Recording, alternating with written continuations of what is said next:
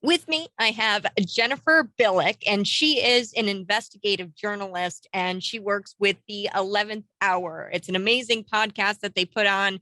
And I had come across this article, and it's called The Billionaire Family Pushing Synthetic Sex Identities, otherwise known as SSI. And I wanted to have her on and talk about, how she has come across the Pritzker family and who is the Pritzker family exactly. She's based out of New York. Jennifer, welcome. Oh, thank you so much for having me, Kat. It's great to be here.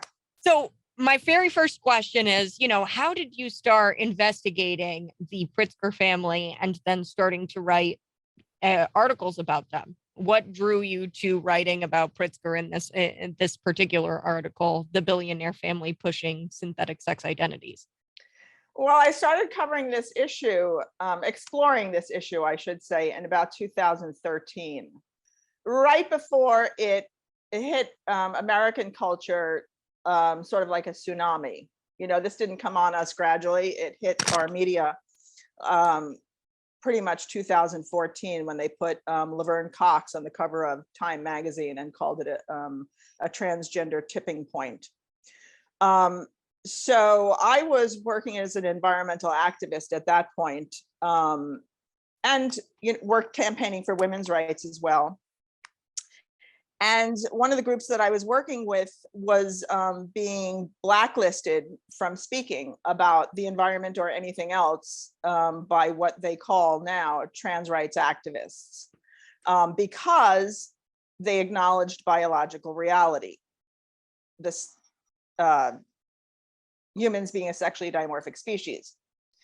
So they asked me if I would try and get them some venues on the East Coast, because they were positioned on the West Coast. And I said, sure, so I did that. And I had secured like 3 different venues. And within a few days of securing each one, they called me back to say, no, we can't do it. And they wouldn't give me a reason. So I was like, wow, this is really crazy, alarming. I was telling you about, and nobody really understands the depths of this thing. And you had mentioned, humans and them not having this gender identity and things like that. So what exactly is this transhumanism movement that Pritzker and the Pritzker family is trying to push forward? Okay, well, basically, I've made connections by following the money.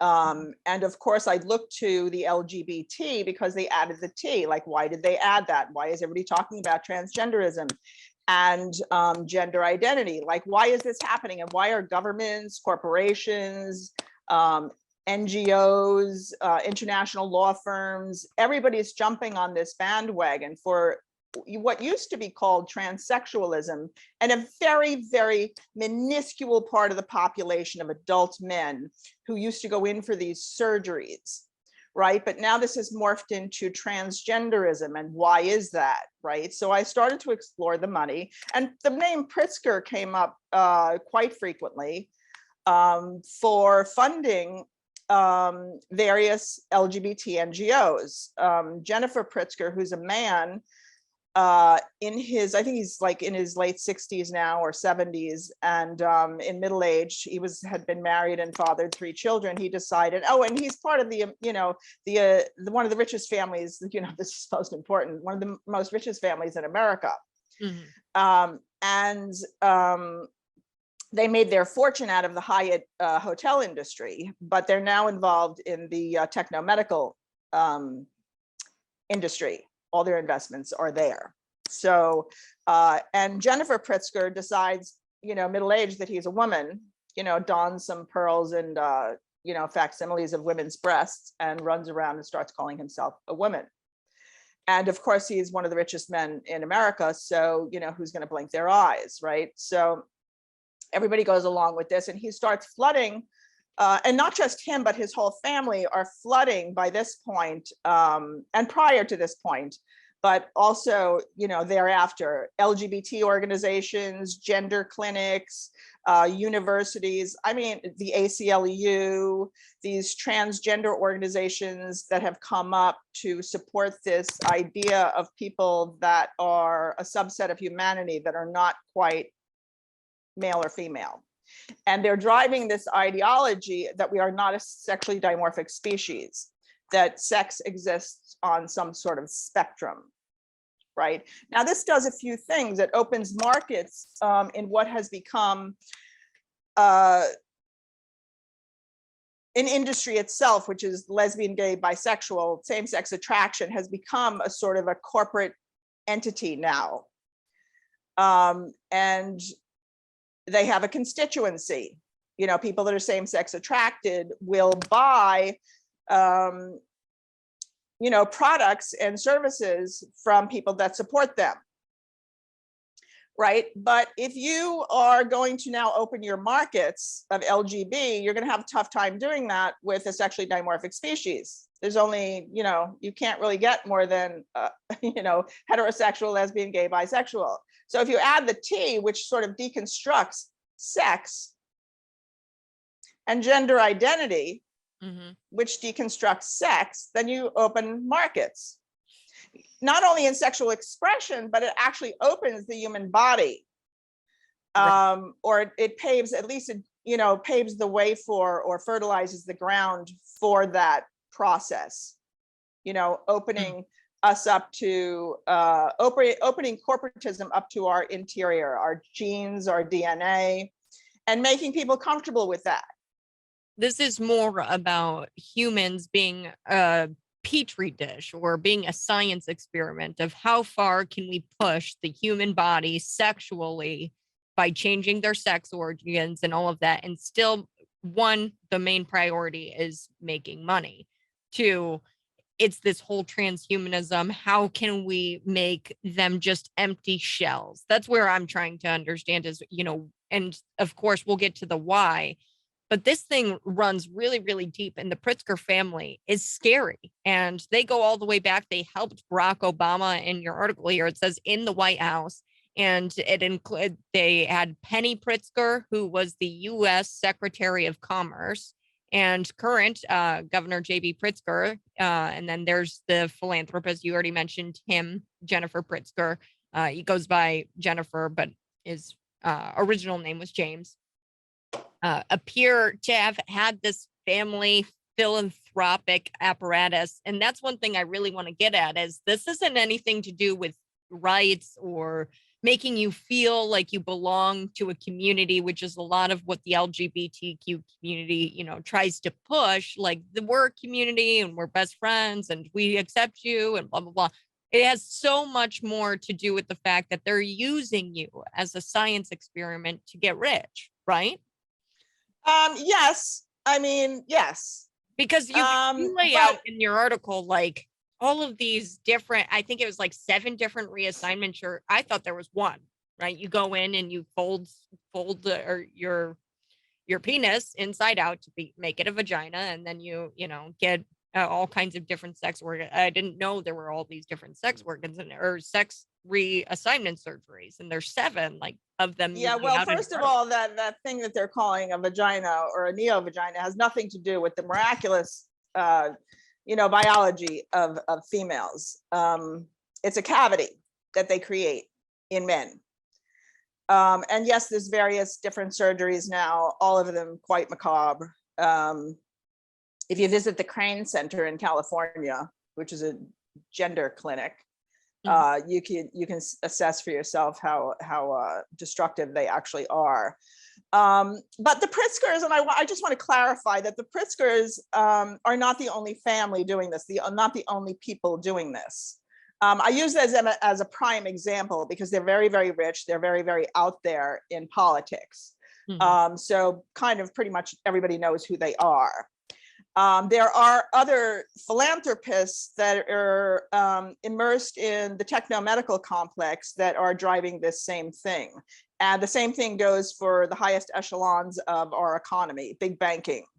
You know, there's all sorts of men at the highest, and women too. There are a few women who are at the highest echelons of society, the richest of the rich, that are helping to promote this.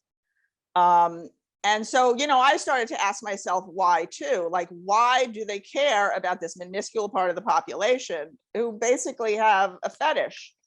Yeah. Of owning female biology for themselves. That's the fetish. It's called transsexualism, right? But this fetish is not just a fetish anymore. It's becoming mainstream.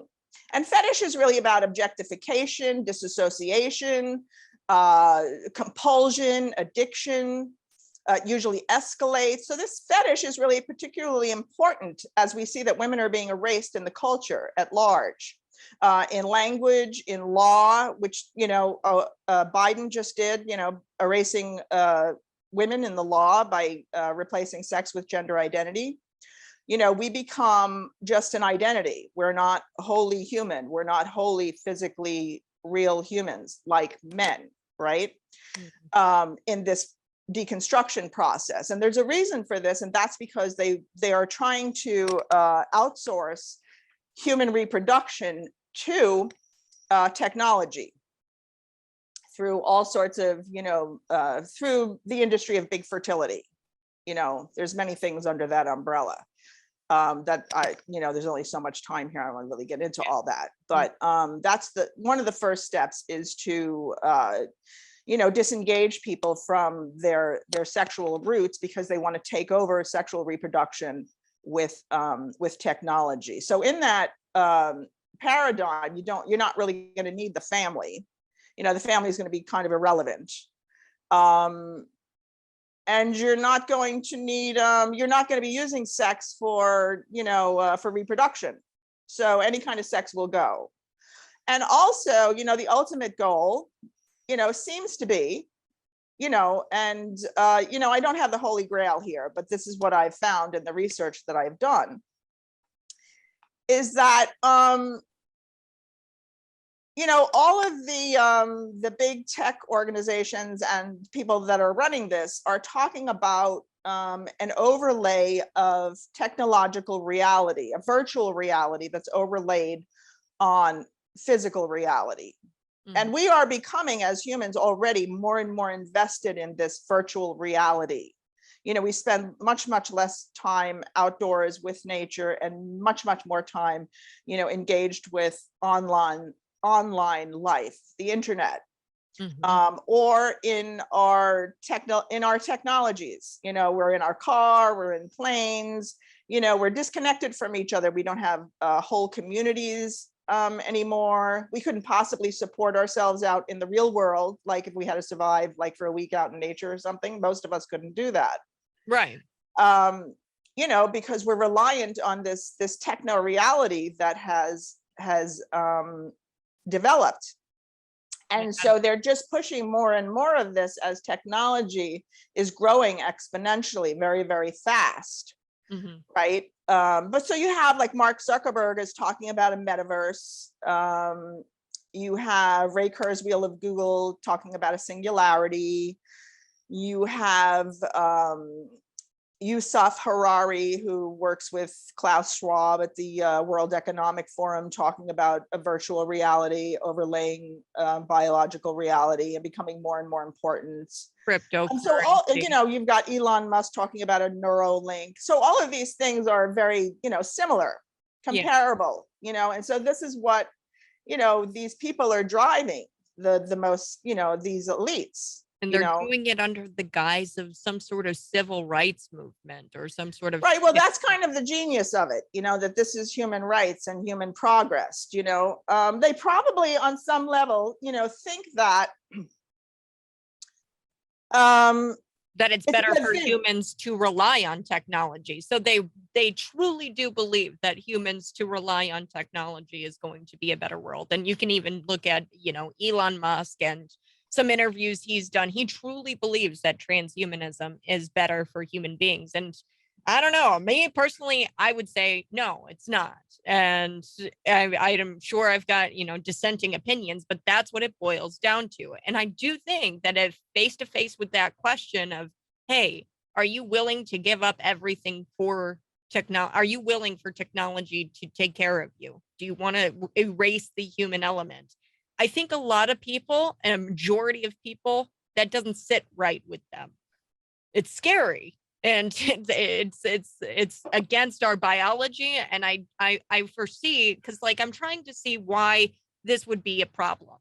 Why is it a problem that the techno-medical industry is getting so big? Why is it a problem that the Pritzkers have invested so much money, time? I mean, dates back to like, oh gosh, I don't even know. And in your article, he was there 2002, and it goes into their administrations and all kinds of things through the 1990s.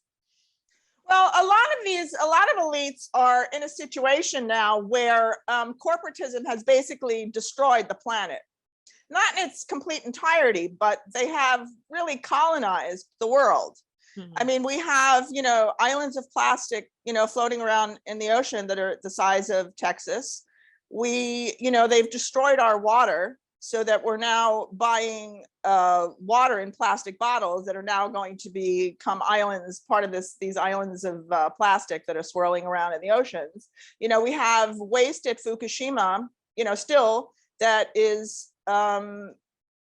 still happening. I mean, the waste is growing, and they still don't know what to do with it. And that's just Fukushima fallout, the nuclear waste in Fukushima. I mean, not to speak of any other nuclear waste that's going on and being hidden and being driven into the ground. We can't breathe the air. The coral reefs are going down. There's plastic, there's dioxin in every mother's breast milk. So what's left? There's really not a whole lot left of the natural world except us, right? So what are we going to do with all of these people and a population that is still growing on a finite planet? You cannot realistically keep everybody alive and expect to maintain their sustenance on a finite planet, right? But our economy is such now that it's absolutely totalitarian. It's not like a physical tyrant, like one great dictator, like a Hitler, mm-hmm. But it is tyrannical in that it moves to profit like a heat-seeking missile. That's all it's concentrated on. It doesn't have any feelings, it doesn't have any emotions, it doesn't care about you, it just moves, and it moves to profit. And it's so complex and it's so huge, now it's global. So it just keeps taking and taking and taking. So what are we going to do? And so it's left up to these sort of parental elites to take care of the situation. What are they going to do? So now they've come up with, sort of I suppose, a plan to, that we won't need all these physical, resources from the planet, because we're going to be living in a virtual reality, right? Right.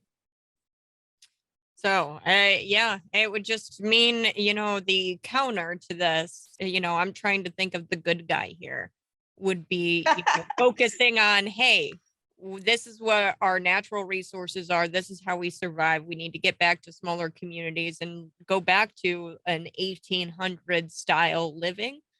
What do you think? Well, I think that we're going back there, whether we like it or not. I mean, if we survive as a species, I think we're going back there, whether we like it or not. So I think at this point, we're just building airbags, but in a crash, in a death spiral, airbags can be pretty useful. So, that's if you look at society now, we really are on the brink of, destruction. Yeah. And we're at cannibal stage corporatism. At this point, we're actually being devoured ourselves. We are devouring ourselves. When you hit sex, I mean, that's our roots to the biosphere. Right. That's our root. So if you're taking the root out, you're taking out the whole thing, right? Mm-hmm. The whole thing. That's how we reproduce. That's the core of humanity. Is the whole purpose is to reproduce, and you take that element out of it, and you don't allow the human to actually participate in the production. Look, we have got to take a break, and I appreciate you coming on, and I am so excited to have you come on a little bit more. But Jennifer Billick, for the good of the order, how do we find out more about you and the 11th hour? Just go to the 11thhourblog.com, and the 11th is numerical. That's my blog, and I write there, and I have other writers. Yeah. So visit me there, please. And thank you so much for having me on, Kat. I really enjoyed it. Thanks so much. Okay, bye.